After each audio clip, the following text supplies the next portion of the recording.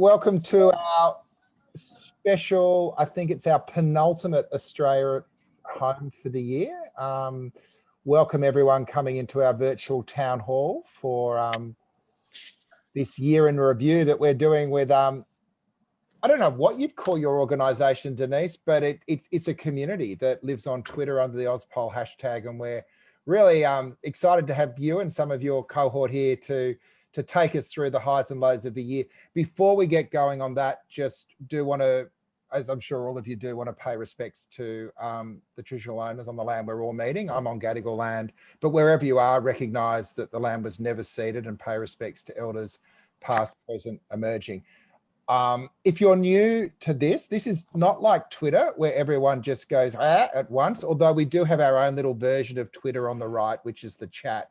We like people to have their cameras on, be in gallery view, so you get the sense that you're around people, and then introduce yourself in the chat, tell us where you're from, and engage with the speakers, and we'll bring some of you up onto what the virtual stage is as we go. Australia at Home was invented by us, I guess, at the start of the lockdown. And we thought it'd be a great way of bringing people together to support each other and share ideas through this remarkable year. We're now at the end of the year and it's become a thing. And a couple of times a week, we all get together and think through big issues. I know parallel to that, Denise has been putting her energy into Ozpol and running podcasts and jumping into our world every now and then. So when she suggested, why don't we try a special Ozpol themed end of year, I thought, what a fantastic idea. So I'm really going to hand over to Denise to drive the ship today and introduce some of her panelists, and I'll sort of come in and bring people up from the crowd as we go. So Denise, hi, happy end of the year. Congratulations for making it through to the end. And let's introduce our panel and get cracking. Wonderful. And it does feel like we all need some congratulations this year. I mean, I don't think any of us have lived a year like it, to say the least. So well done to everyone, and thanks so much for joining us today. As Peter said, my name's Denise Shrivell. I am part of a very active, very engaged Twitter community where we talk about politics a lot. We go over the news cycle, we have the occasional disagreement, we have a lot of laughs, but more than anything, we learn from each other and we look at the world of Australian politics. So really pleased to be joined by some of my fellow tweeps today, where we're looking forward to wrapping quite an extraordinary, frustrating year of 2020. And we'll also look ahead a little to 2021. Just with a bit of a forecast, perhaps a glimpse of hope if there is any.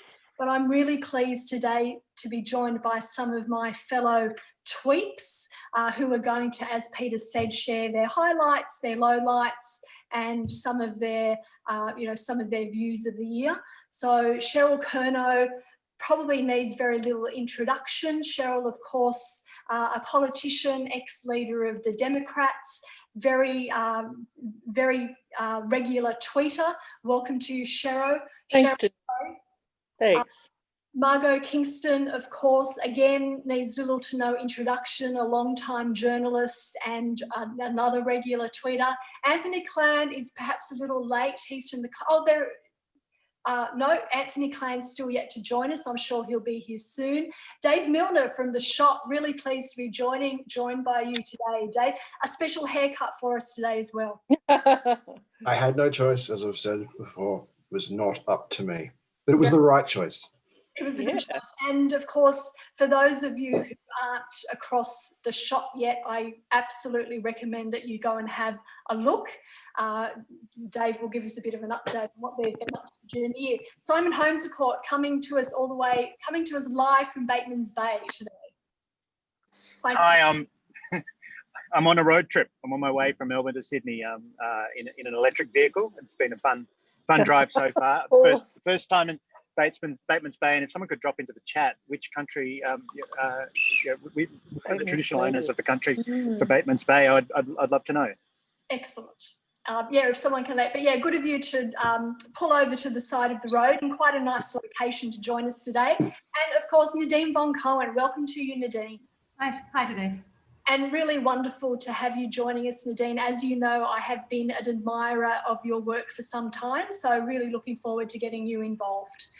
So let's begin. I'll come to perhaps Cheryl first, just to give us a bit of an overview of what she thinks has been a bit of a highlight of the year, or indeed a standout moment of the year. Thanks, I get first say. Sorry.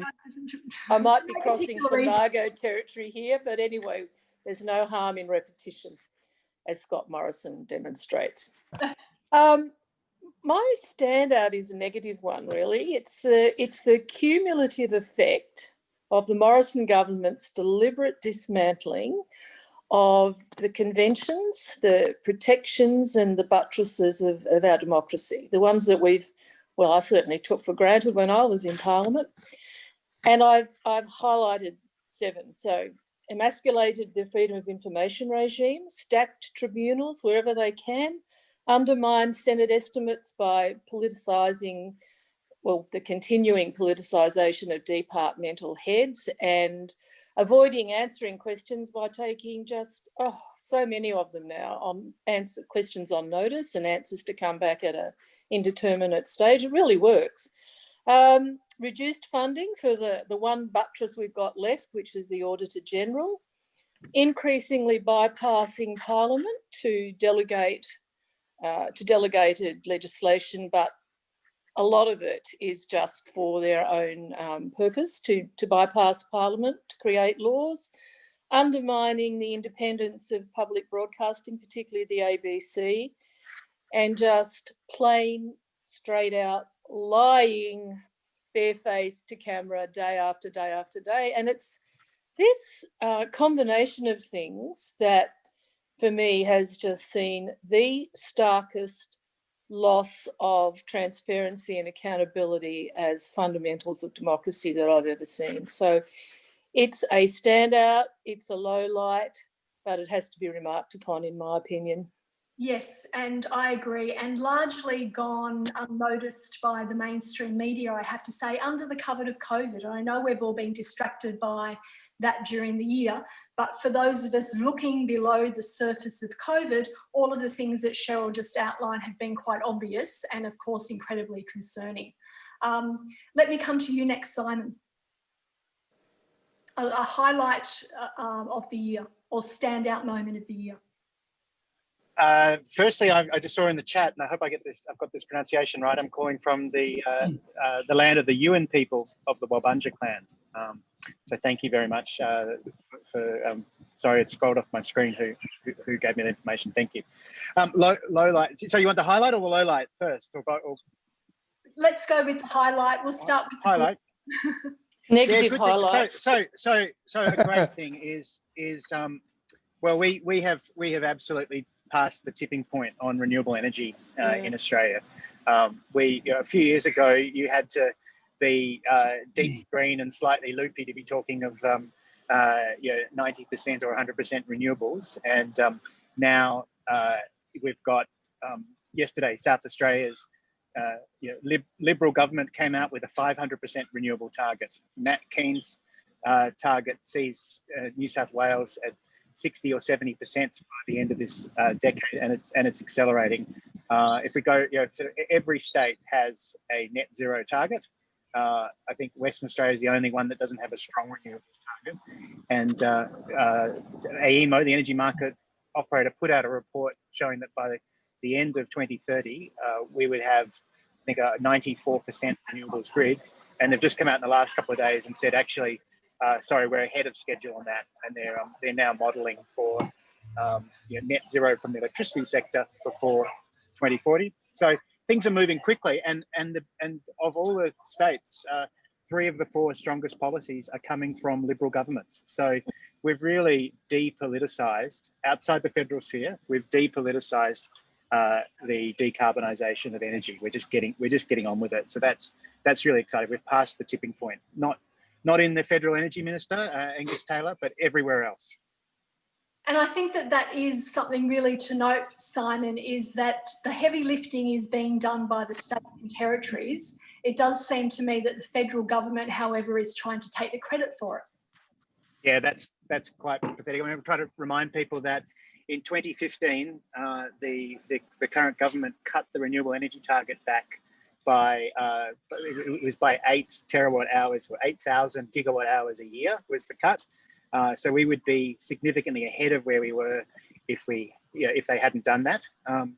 And sitting behind Tony Abbott there, giving him the advice on how to do this was Angus Taylor. He was in the background long before anyone heard of him.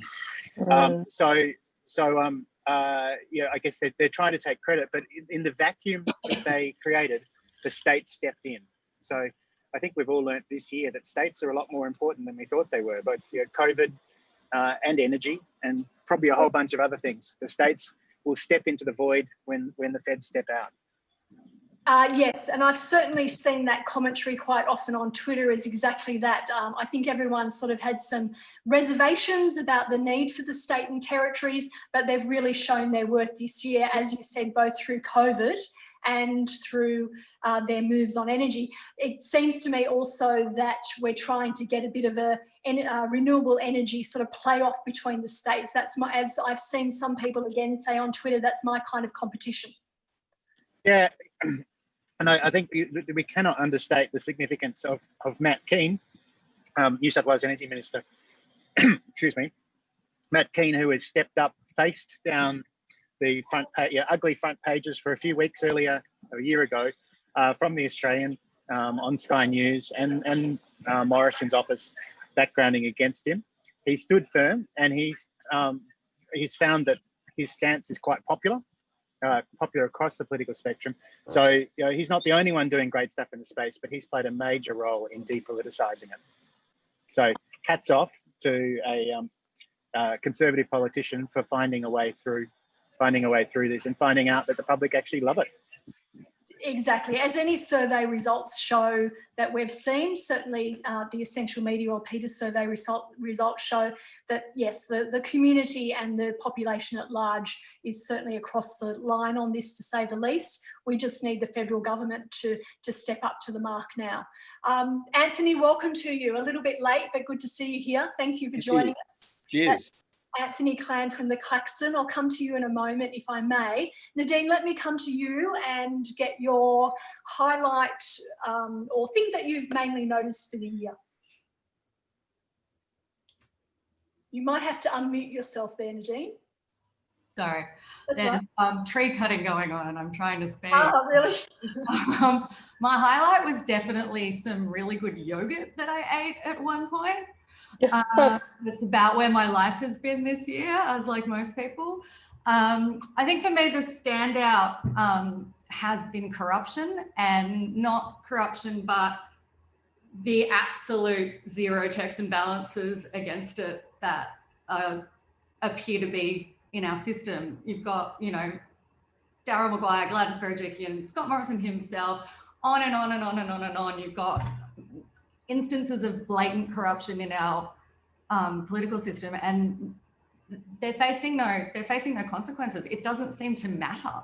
It's Barnaby Joyce was the last one that seemed to suffer any consequences from it, but now it's just they just keep going.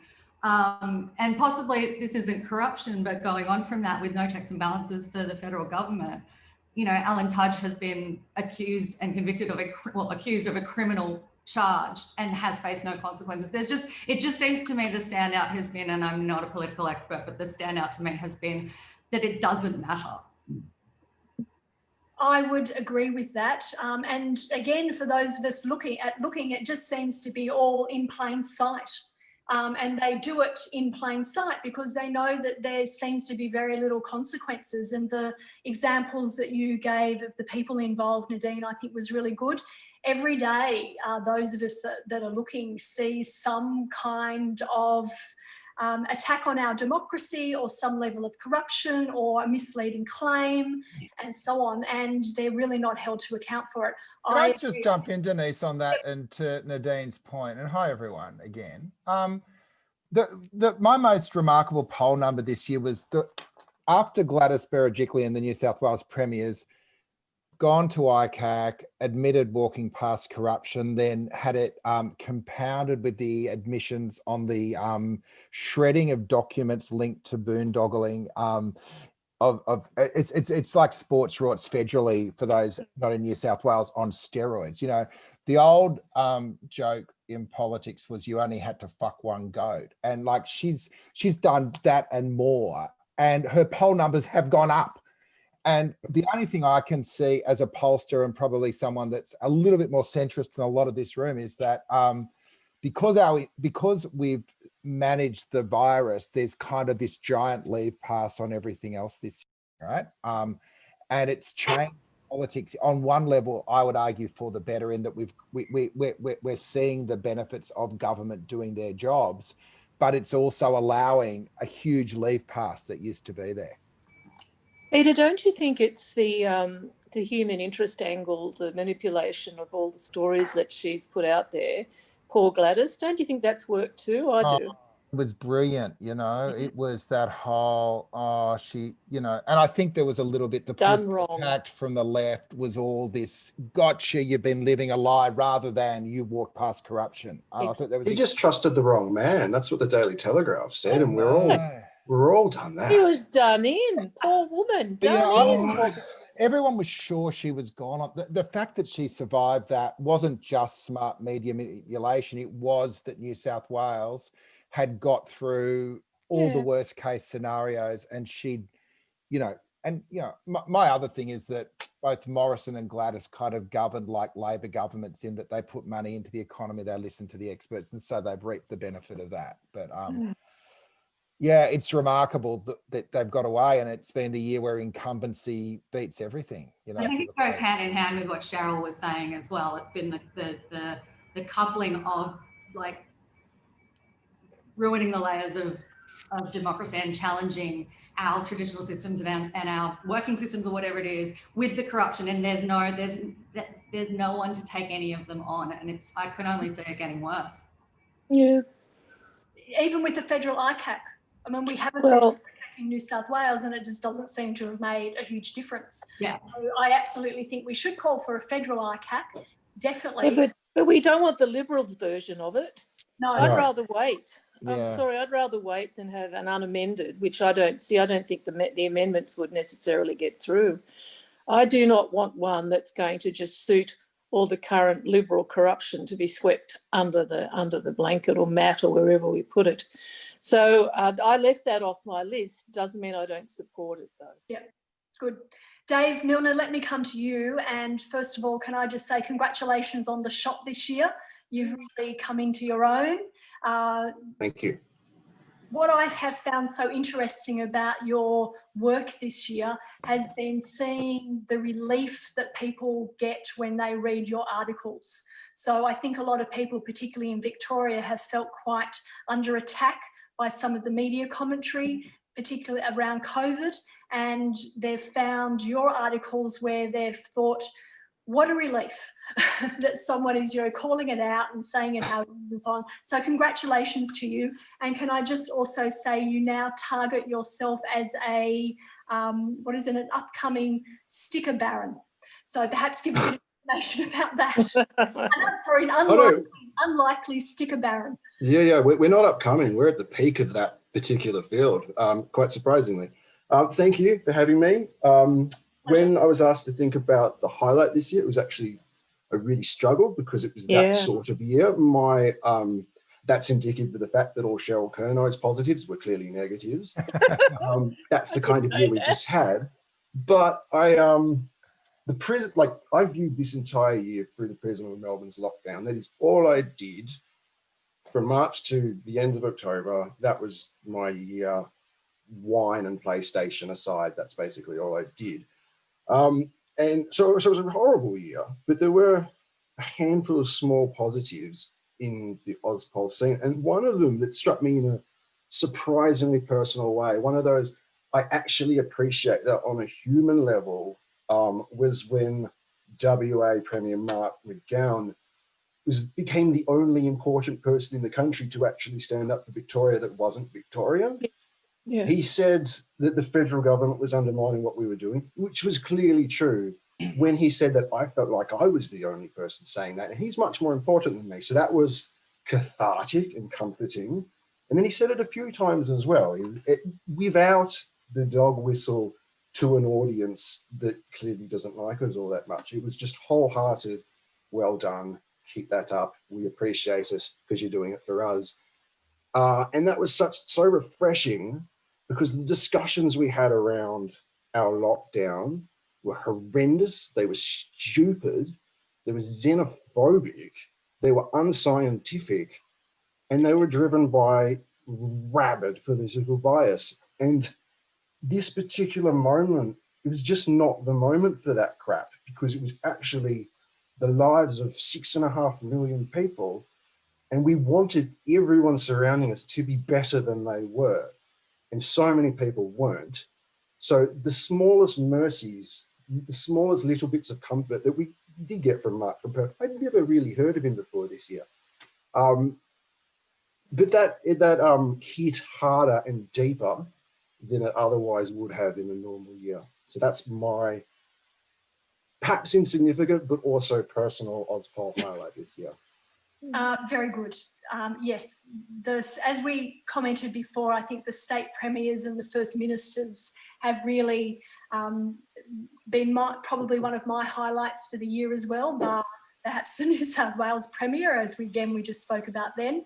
But yeah, I think what struck me was people, yes, of course, were concerned about the virus, but what was really perhaps making them feel quite depressed and even afraid was that they were scared that Dan Andrews in Victoria was going to give in to the Liberal Party and to the Murdoch media.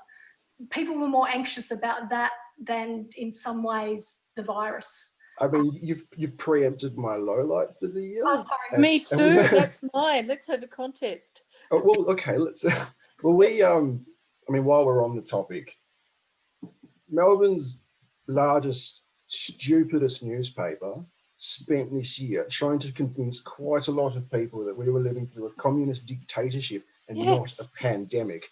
And it was infuriating. It sent an already unhinged audience a bit more unhinged. But what it did do was negatively impact the mental health of people that were worried about the unhinged people fucking it up for the rest of us. And that is, they had an opportunity to help.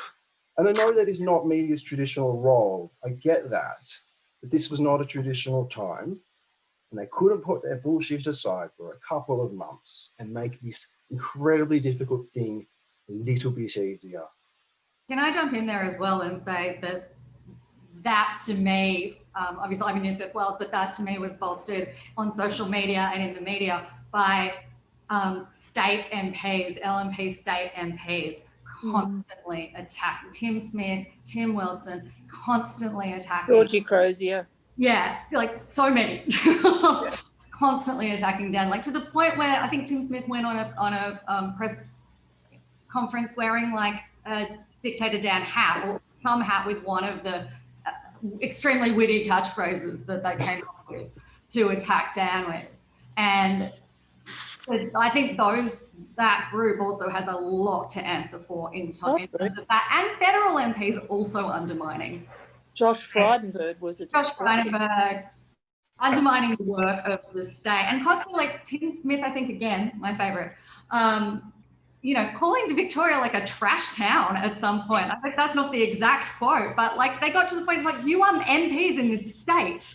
Like, sorry, I'm like getting excited, but that just blew my mind. Hey, Dave, what was your take on there's been a lot of discussion about the role of the traditional media through the lockdown, particularly in fomenting that. What was your take on what was going on in social at the same time? You know, you were getting reports that mental health experts were telling people to moderate their social media usage because it was just creating all these issues. Like, how did it work for you?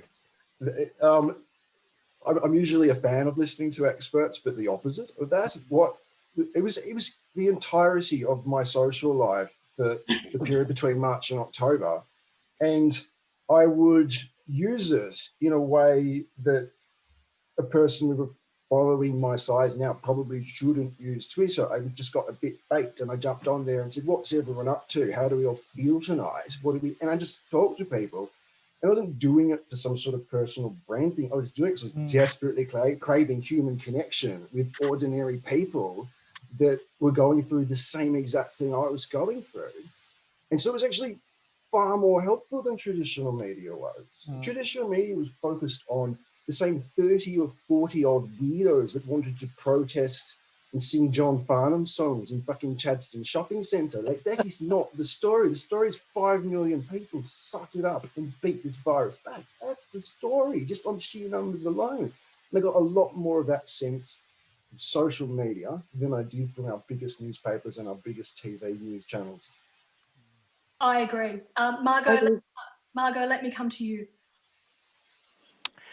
Well, all the talk of corruption in Australia, I mean, we're just we're living in nirvana compared to the US, which I have been focused on. And to me, the biggest thrill I got out of that very way too close Biden win was he suggested having a world summit on democracy. And there's no doubt that our democracies around the world are degraded and are under sustained and aggressive attack by the forces of autocracy led by China. My highlight of the year sort of really takes off from what Cheryl and Nadine said.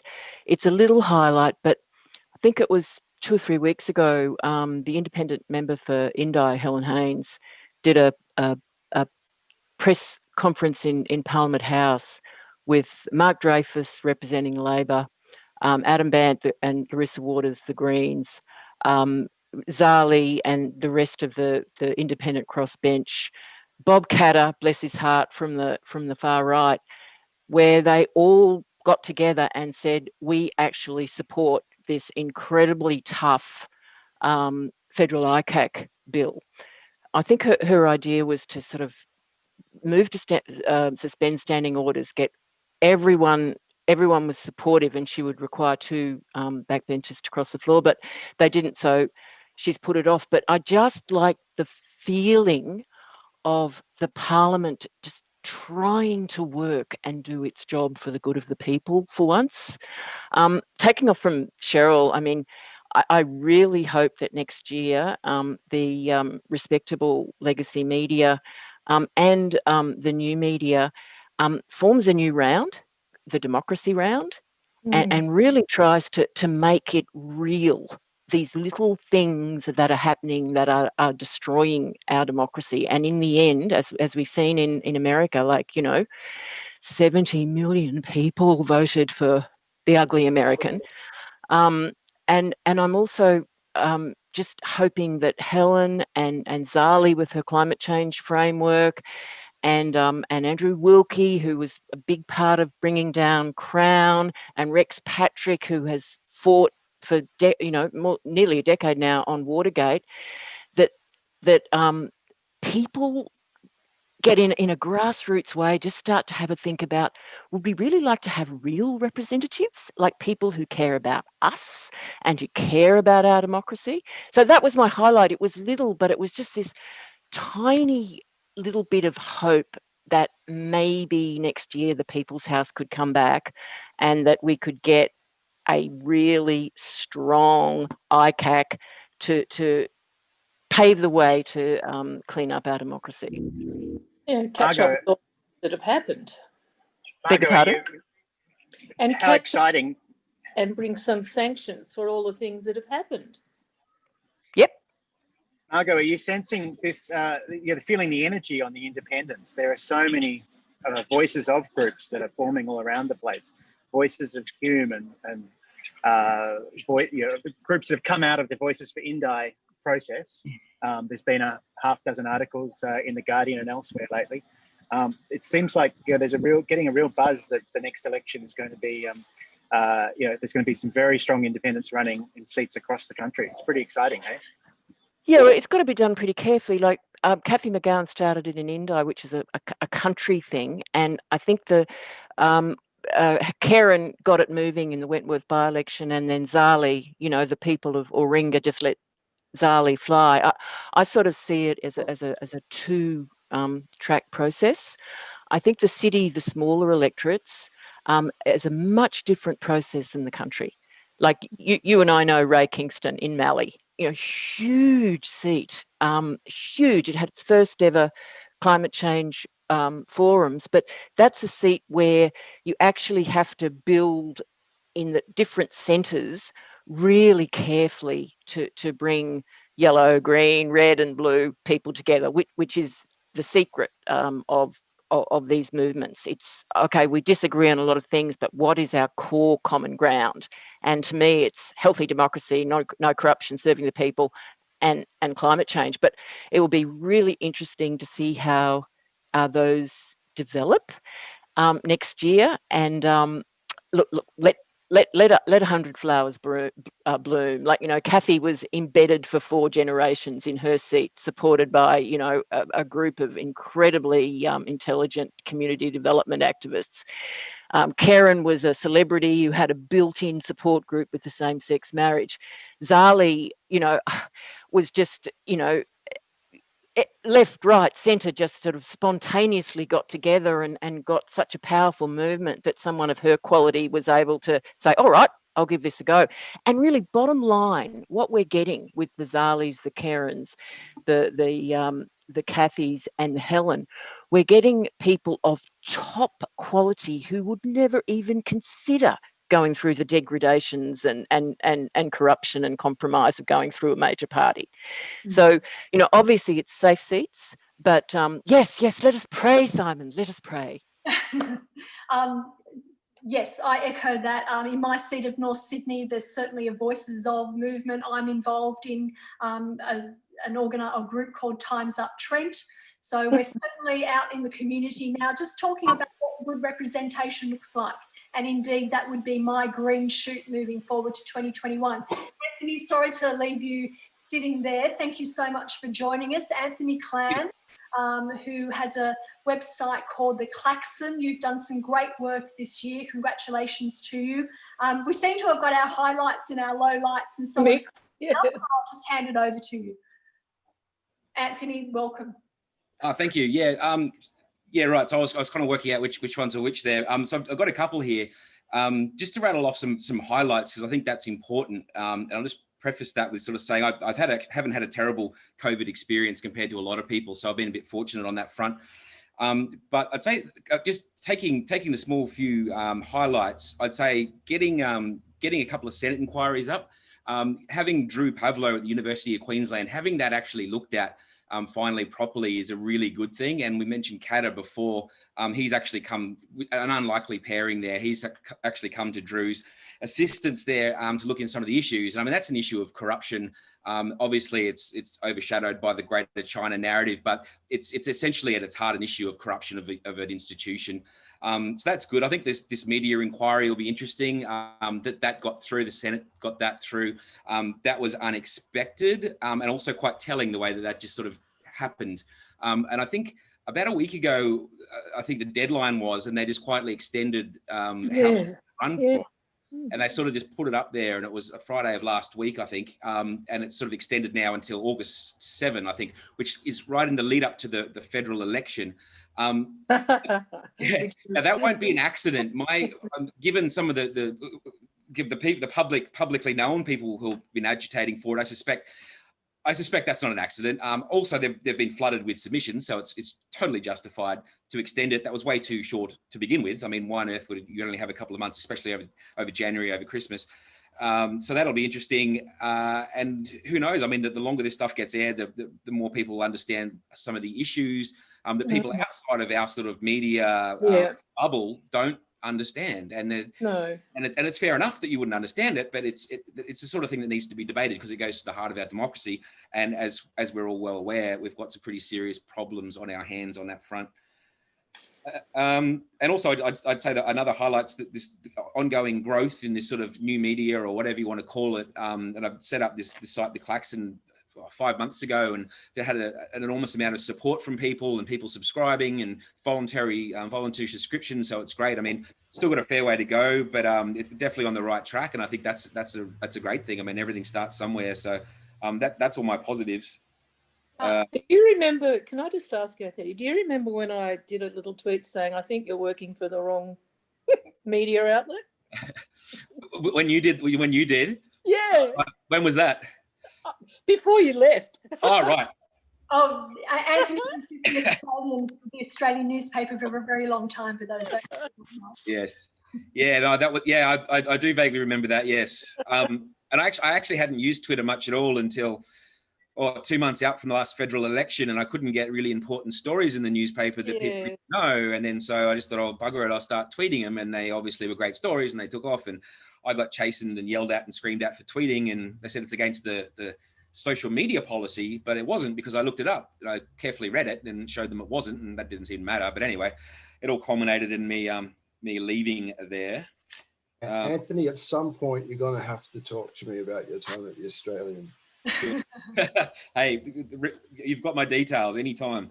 I will contact you. And one day we'll get Alan Kohler as well, even though he says it was all good. Oh yes, well, yeah, no comment. Can I say something quick here? I remember the last federal election where Watergate was created and driven by Twitter to the extent that the press gallery had to actually come in from their Happy Easter celebrations and actually do something. I remember Anthony did a tweet saying, gee, this Watergate looks very interesting, I'll look into it. And soon after he left the Australian, I just wondered if there was any connection at all, Anthony. It was just sort of a coincidence. 100% connected. Yeah, 100%. I 9 months before the federal election, I was covering superannuation and all the scams in the sector. I'd been asked to look into that by News Corporation, which I thought was interesting, given that it's the banks, the liberal donors that, or the donors to the big parties that are doing all the ripping off, or 98% of it anyway. Anyway, I did a huge amount of work of it, got on the front page a lot, and all of a sudden they just stopped, wouldn't let me get anything, wouldn't let me get a word in. So I figured if there's 5 million Australians that an outlet is willing to throw under the bus for some money from a bank, then it's not really an outlet in any real sense. So I realized I had to leave then. And then it was just a matter of when and how. And then earlier, about 6 months later, I came across a bunch of stories that were extremely serious that went to the heart of national security. And there was no doubt that they were serious and that they were true. And I had all the evidence. Couldn't get a word in 2 months out from the election. And that was sort of the final straw. In there was the Angus Taylor stuff. Just a couple of good breaks on that story that should have been run reasonably. And people were interested in, wouldn't run a word on it. So that all faded, and so I sort of left. You'd be a very interesting witness at the impending Royal Commission into Murdoch's attacks on democracy and intimidation of people he doesn't like. Perhaps I hadn't thought that. I'm joking. Perhaps, I'd say definitely. Thanks, Anthony, and I'll also echo what you say about independent media. I'd also like to give a shout out for all the hyperlocals that are popping up, community-led independent newspapers and websites popping up in the regions and in the burbs. I think that's really exciting, and indeed sort of is a foundation for a stronger democracy moving forward as well. We've kind of got our lowlights, our highlights a little bit mixed up, and of course we're already 40 minutes in. So, can I say that you did say it could be a standout moment, so I didn't really cheat with lowlights and highlights. No, my standout moment was, my God, I had to put up with an entire year of deliberate running down of everything that worked, and deliberate and barefaced corruption. So that was a standout long year for me. We're not blaming you, Cheryl. We're blaming 2020. It's just that sort of year. It is. And can I just say thanks everyone for joining us live, and anyone also who's listening in replay. Please come and join us on Twitter. This is sort of a more speech version of what we talk about a lot in text. So please come and join us. We'd love to get more people involved in our very large and very engaged and very active community. Nadine, let me come to you. Perhaps a low light, but maybe a bit of a glimpse of hope into 2021, considering we're just running a little short of time. Yeah. Well, I don't know if I'm going to be able to give you a great amount of hope, but I do run. This is my cat, by the way. Oh, I'll get mine if you like. I do run a refugee organisation called Hope for Nauru, so I try to be hopeful sometimes. My low light, in a year of many, has definitely been only in the last couple of months when the Department of Home Affairs started issuing final departure bridging visas to refugees who were formerly on Nauru and Manus, giving them 6 months to work out how to stay or leave the country, or work out how to resettle. But alongside the visas, they have been kicked out of their houses that were being paid for by the government, and had all financial aid cut from them. So there's approximately 500 refugees who used to be on Nauru and Manus living in what's called community detention, which is housing paid for the government. They're free to roam, but they can't work. They can't do a lot of things. And about 2 months ago, they started receiving phone calls from their agencies handling their cases, their caseworkers, telling them that they had 3 weeks to get out of their houses, find a job, find a house. This is with no employment history, no rental history, 6-month visas in a pandemic. And, I talk to these people, a lot of these people are my friends. I visit a lot of these people. This is across Victoria, New South Wales, Queensland, and a little bit in Adelaide. And, we're still in the depths of that. Emergency housing for refugees is already gone. It's a pandemic, it's a recession. So my low light is definitely there are people willingly being made homeless. And, charities and not-for-profits are so overburdened already that covering the financials of trying to pay for rent, trying to feed them, all of that. And just to add one quick thing, there are a lot of children involved in this. There's at least one newborn I know of. There's a couple of pregnant women.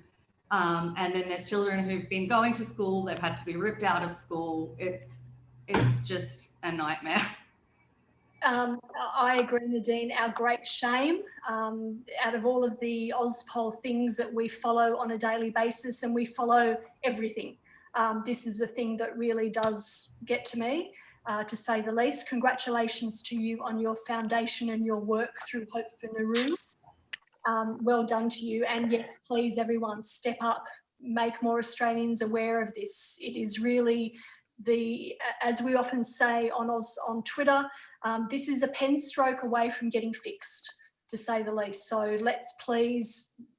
Yeah, I will say that if you want, just for a short possible glimmer of hope, I will say that from the looks of things to me, and I have said this several times, I do believe Nauru and Manus will be closed in 2021. That's, that could change in an instant, but the numbers there are so few. They've been either relocated to other countries or brought here, and not that that's the greatest thing ever. They're not being treated well here, but I do have a belief, because the numbers are so low. There's about 150 on Nauru and 150 left on Manus, that we're paying billions of dollars to house now. And they have been coming off quietly in quite big numbers. So that is my one hope for 2021.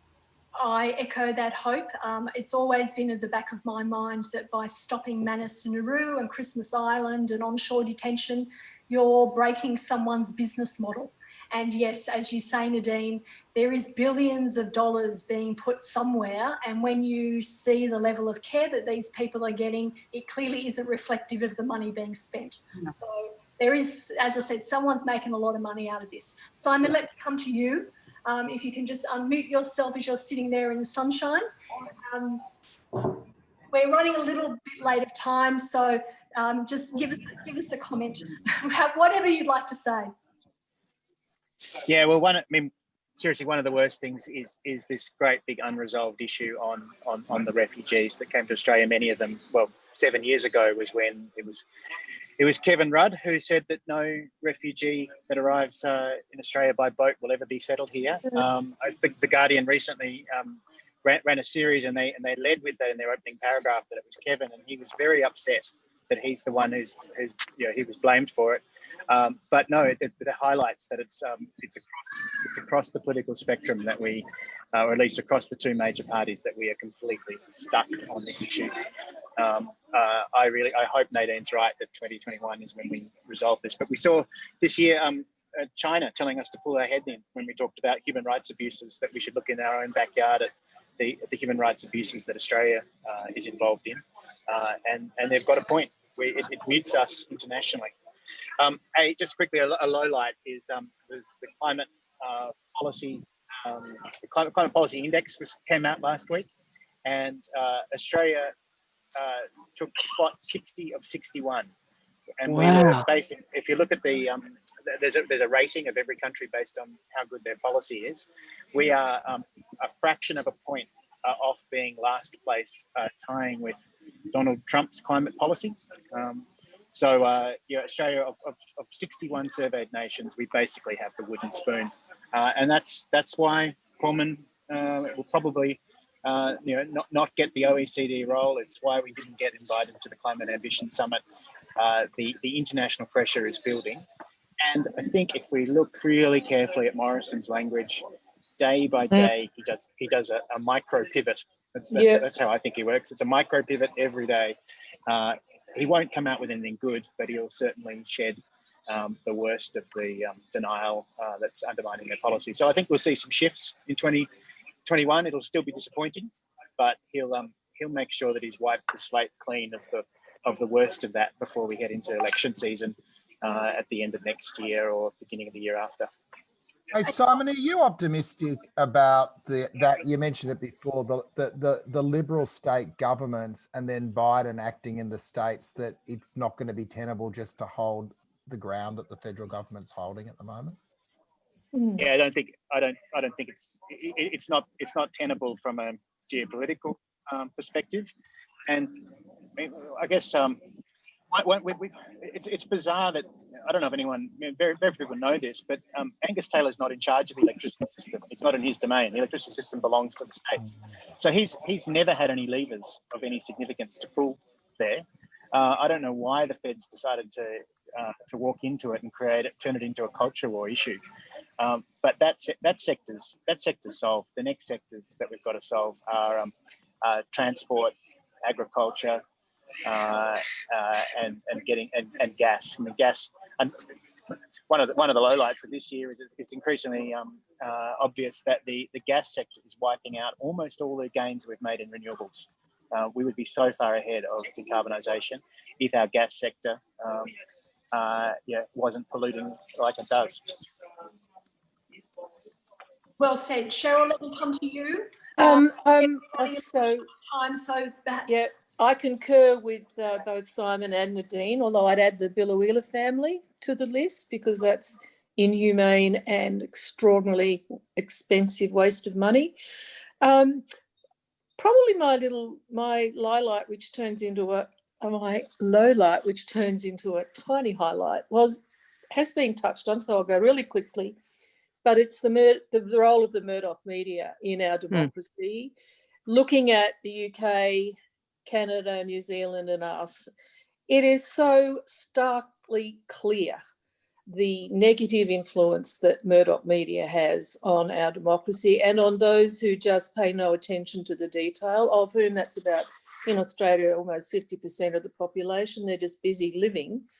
But I thought the good thing that came out of the undermining of Dan Andrews on a daily basis was the number of people who saw it and the number of people who got a sudden education in how media operates because they were able to reply to journalists like Rachel Baxendale. They were able to listen to the questions in live in real time and then see how they were answered and how that was reported and where the focus was. And most people do not know how media works. And I think that was the undermining, the agenda to get Andrews and Brett Sutton was the real standout low light of the year for me. But they got it wrong. The Murdoch media got it wrong. They've got egg on their face now. And there's thousands more Australians educated in the way the media operates. Can't think of a better, thank you, Cheryl, can't think of a better segue over to Dave Milner. after I knew that. you were going to say that. So, I'm so predictable. Such a valuable role, as we said before, getting people through lockdown, through your articles and your commentary on the shot. So over to you, Dave. Thank you again. Every time I hear that, it's a bit overwhelming. I am going to elaborate on everything Cheryl Kernot just said, because she's just incredibly correct. What happened this year? We are very much in our own bubble here. What happened this year, though, was that other people entered our bubble. And it's because they were so ham-fisted, so clunky, so obvious in what they were doing. I think instinctively people know that the press sensationalizes and twists the truth. We know these things, but this year it became personal to 5 million people. It was something we felt rather than knew as well. And the scale of the thing is quite interesting, because I started writing about exactly this and it blew up astronomically. I've had basically 1 million people in Melbourne alone read my stuff, me saying this stuff. And again, I started this year thinking I would be writing about PlayStation. So it's just a very unusual thing to have happened to me. But why it happened is because it was obvious and everyone could see it. And one of the big articles we had was I compared what happened to Liverpool in 1989 after the Hillsborough disaster, when they drove the sun out of town because it failed that city. And I think that happened here. And I said that, and lots of people agreed, to the point that there's thousands of stickers outside there right now that say, don't read the Herald Sun, fuck the Herald Sun is a coronavirus super spreader, and some other less well-selling sticker. I can't remember what that phrase was because it wasn't as good. But they're literally out there, and that is not what I planned to do at the start of this year, to put it mildly. It has just never been more obvious what that organisation is about, what it does, and how it does it. And it's also never been more obvious what the consequences of them getting their way are. We are blessed in this country with warnings from the future, because America's a little bit further down that trajectory. So is the UK. And those countries are not exactly in healthy working order at the moment. We have been given a warning sign. And the fact that, obviously loudmouth outsiders like me are saying this, now Kevin Rudd is saying this, now Malcolm Turnbull is saying this. There's very real pressure on that organisation. And I said this in one of my articles, there's blood in the water. And I'm going to go for that jugular, and I think lots of other people will too. Well done, Dave. And again, recommend everyone go to the shot. Is it theshot.com.au? Net.net.au. .net.au. So yeah, go and have a look. And there's some stickers there. And I think you've now extended your range to totes and things too, Dave. Yes, someone reached out to us and literally said, oh, I make bags. I would like to contribute. I will make you some bags for free. There you go. Someone else reached out and said, I have more money than time. I want to buy $200 worth of stickers. Can you do what you want with them? And I said, okay, that sounds funny. I'll whack that up over the summer. I'll have a play. But yeah, it's through the community. This goes back to what Anthony said as well. There's lots of support for people that say these sorts of things because not enough people do. So it's out there. It really and it is. doesn't, as those of us know who have been speaking about these sort of issues for a while, putting your head above the parapet doesn't come without risk. So I congratulate everyone for speaking truth to power and, just sort of calling it how it is, really. So well done. Can I also give a call out for a significant piece of research that Wendy Bacon has put out today with GetUp, that it shows quantifiable research on News Corp's climate change coverage, which indeed shows that a very large percentage, I think about half of the articles that they've scrutinised as part of their research show climate change denialism. So have a look out for that. Margo, we're nearly at time, so let's come to you for a comment, a highlight, a low light, whatever you want to say, Margo, basically. Okay, low light, I'll never forget, New Year's Eve, Opera House did its usual rah-rah, everything's wonderful. I couldn't believe they were doing it at the same time we're watching Australia burn, and I'm texting several people who are in that area who I thought they might die. And I wrote a piece actually for a book coming out early next year, saying there's only one good thing coming out of this, is we've all got to understand that climate change is real now, and we'll get our act together. And Zali's got a climate change framework, and the Catholic bishops have supported her, and it's going to be okay. And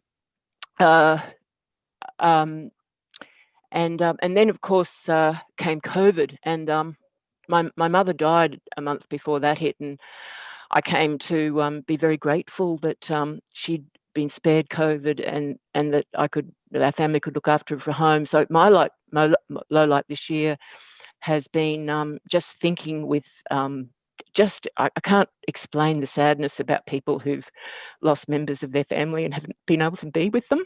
And yeah, it's just terrible. My mother died a couple of weeks ago too, Margo. It's a seminal moment in life, isn't it?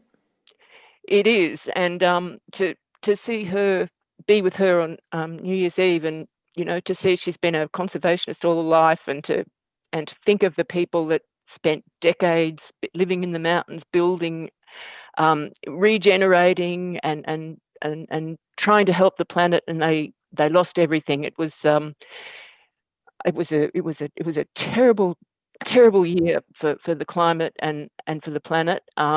And then to think, oh, at least COVID, we've had a bit of a pause in climate change, and we can get our act together. And then Scott Morrison muscles Santos into gas in Narrabri, and you go, oh fuck. So yeah, that was the horror. And to me, what I'm hopeful for next year is that one thing COVID did is it made us all work out where our home was, or where we wanted our home to be, and that it's really important to be very positive in your local community. And we saw that, we've seen that with people coming home to little country towns and starting up newspapers after they've closed.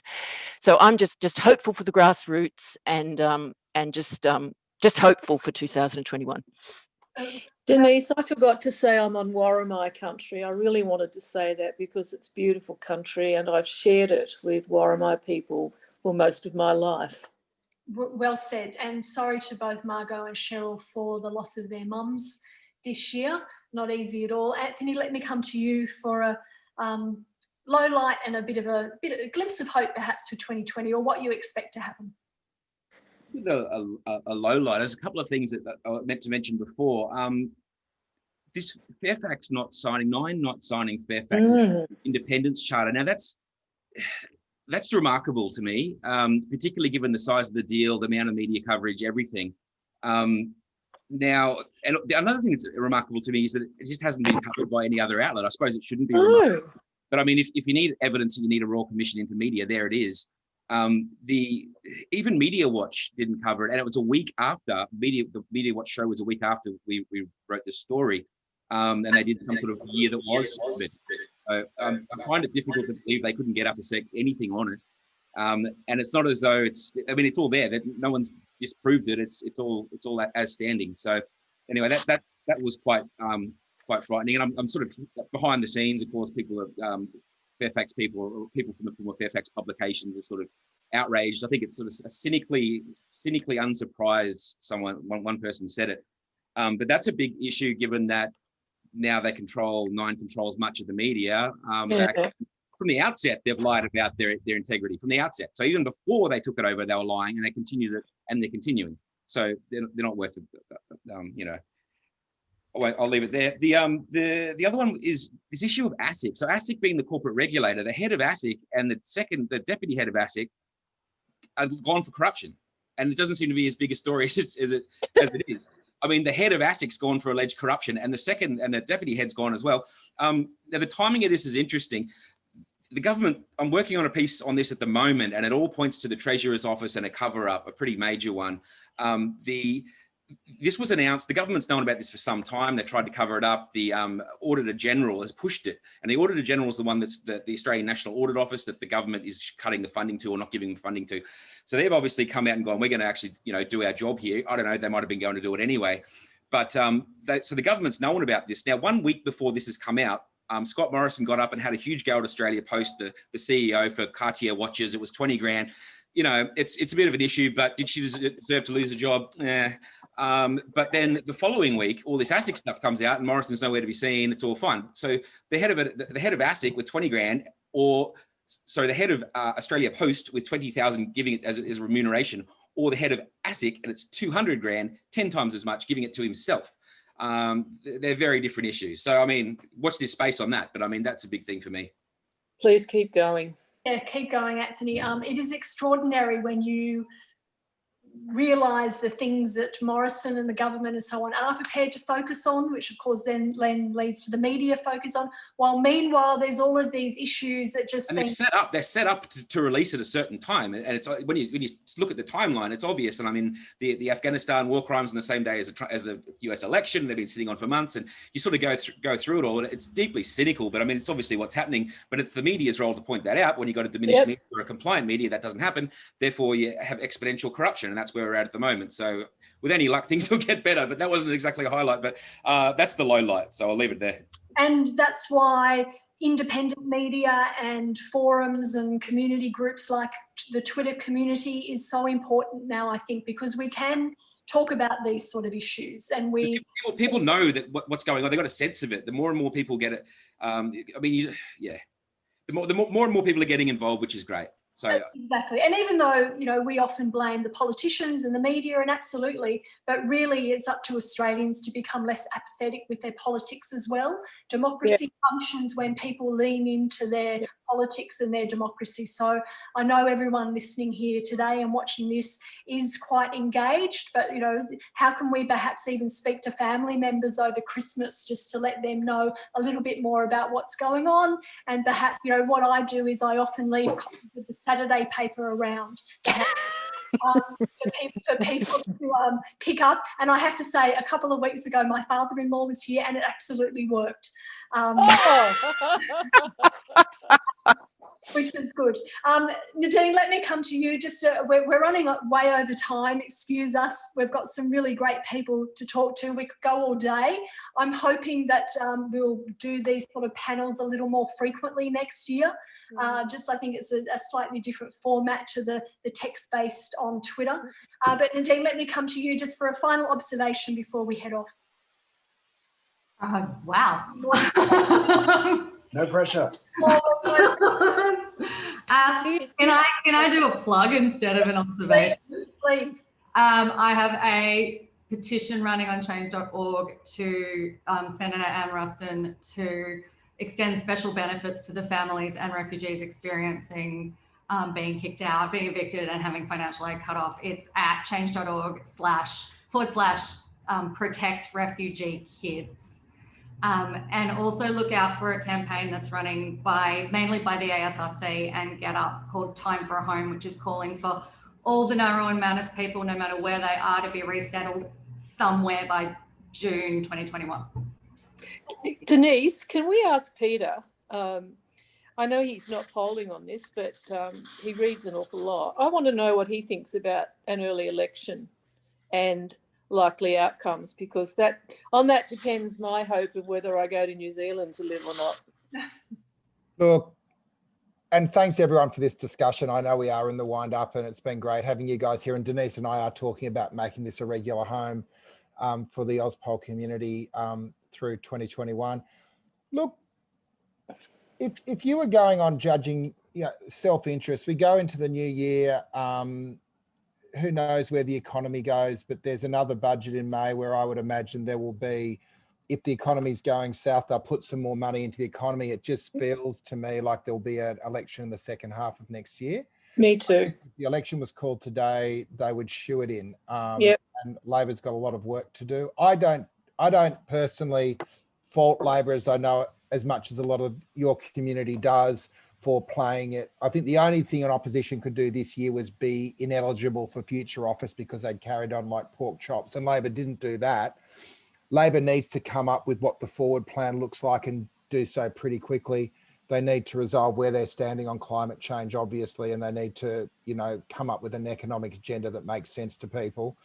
I think I think the stage 3 tax cuts are the real opportunity if they're brave enough to push back on that and then have a real point of difference on who they're governing for. But, you know, my crystal ball is an election in the second half of next year, and we've got to really pressure our side of politics to be better than they were last time. Yeah, that's mine too.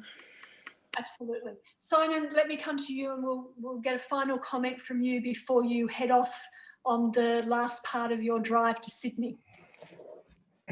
Just a final comment, anything you'd like to say?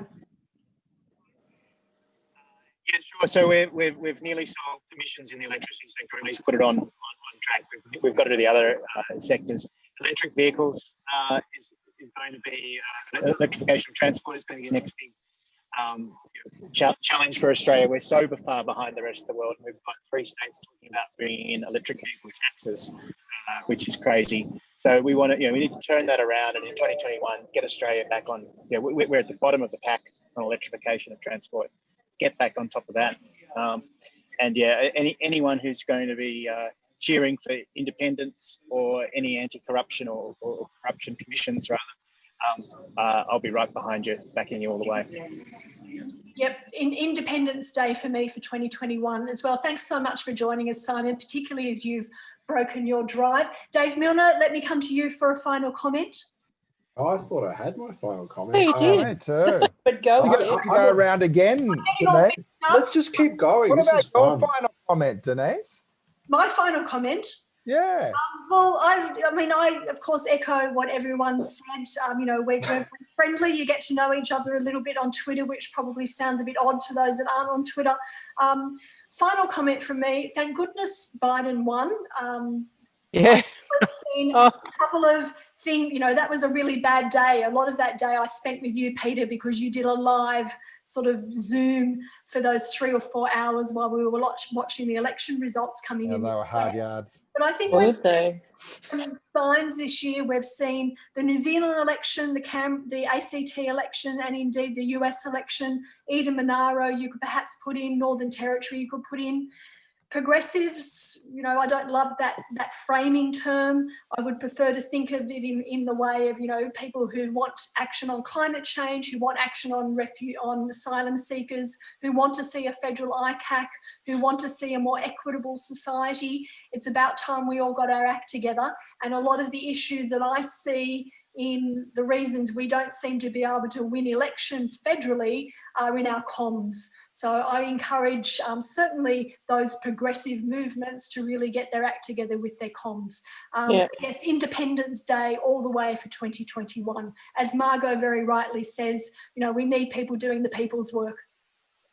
Thanks for all your energy this year, Denise. It's made a huge difference. It's my, as you know, Thank you. It's my tonic for what we see. Margo, anything from you finally?